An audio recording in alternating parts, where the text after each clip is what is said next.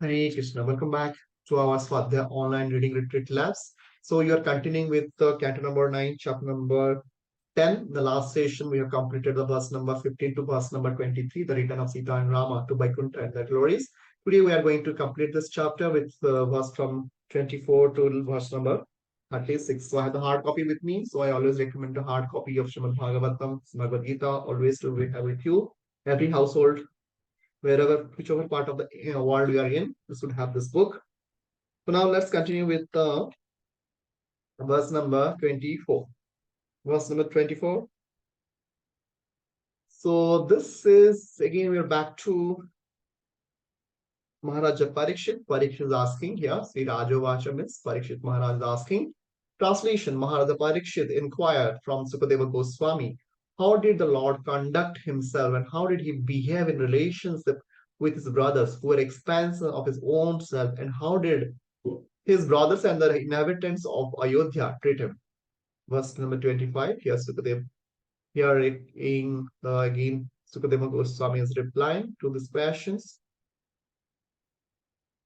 Translation: Sukadeva Goswami replied after accepting the throne of the government by the fervent request of his younger brother Bharata, and Bharata, the Lord Ramachandra, ordered his younger brothers to go out and conquer the entire world, while he personally remained in the capital to give audience to all citizens and residents of the palace and supervise the governmental affairs with his other assistants. Purport: the Supreme Personality of Godhead doesn't allow any of his devotees or assistants to be engaged in sense gratification. The younger brothers of Lord Ramachandra were at home enjoying the personal presence of the Supreme Personality of Godhead. But the Lord ordered them to go out and achieve victory all over the world. It was the custom, and this custom in some places is still current, that all other kings would have to accept the supremacy of the emperor. If the king of a small state didn't accept the emperor's supremacy, there would be a fight, and the king of the small state would be obliged to accept the emperor as supreme. Otherwise, it would not be possible for the emperor to rule the country. Lord Ramachandra showed his favor to his brothers by ordering them to go out. Many of the Lord's devotees residing in Vrindavan have taken the vow not to leave Vrindavan to preach Krishna consciousness. But the Lord says that Krishna consciousness would be spread all over the world, in every village and every town. This is the open order of Lord Chaitanya Mahaprabhu. Prithvite achiyate yatah nagaradigram sarvatra vichara highway more now. A pure devotee, therefore, must execute the order of the Lord and must not gratify his senses by remaining stagnant in one place, falsely proud, thinking that because it doesn't leave Vrindavan but chants in a solitary place, he has become a great devotee. A devotee must carry out the order of the Supreme Personality of Godhead. Ya, Chaitanya Mahaprabhu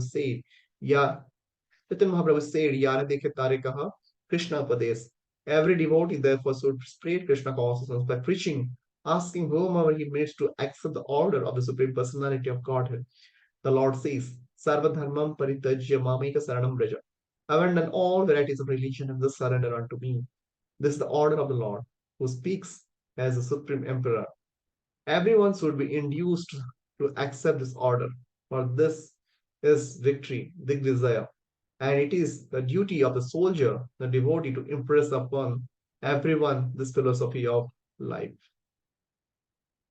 Of course, those who are Kanishta Adhikaris do not preach, but the Lord shows mercy to them also, as he did by staying personally in Ayodhya to give audience to the people in general. One should not mistakenly think that the Lord asked his younger brothers to leave Ayodhya because he specially favored the citizens.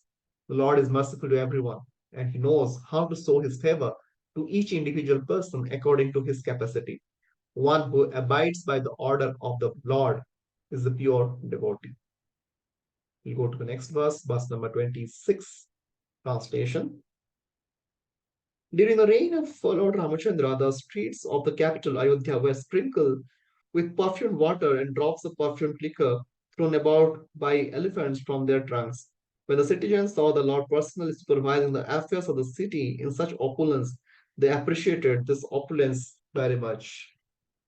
Purport: we have simply heard about the opulence of Ramaraja during the reign of Lord Ramachandra. Now, here is an example of the opulence of Lord's kingdom. The streets of Ayodhya were not only clean but also sprinkled with perfumed water and drops of perfumed liquor, which were distributed by elephants to their trunks. There was no need of sprinkling masons, for the elephant has a natural ability to suck water through the trunk and again throw it out in a shower. We can understand the opulence of the city from this one example. It was actually sprinkled with perfumed water. Moreover, the citizens had the opportunity to see the Lord personally supervising the affairs of the state.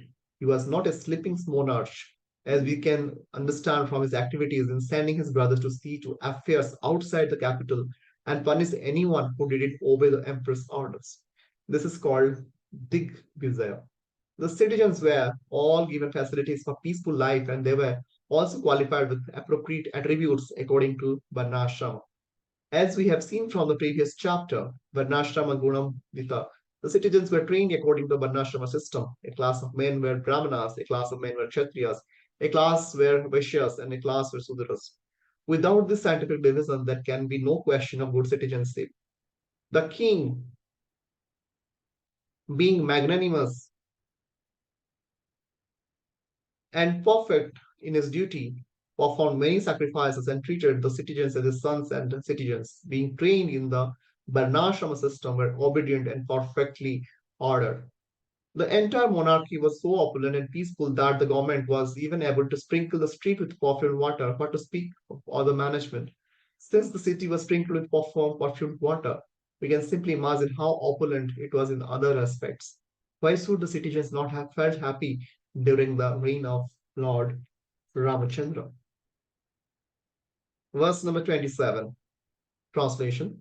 The palaces, the palace gates, the assembly houses, the platforms for meeting places,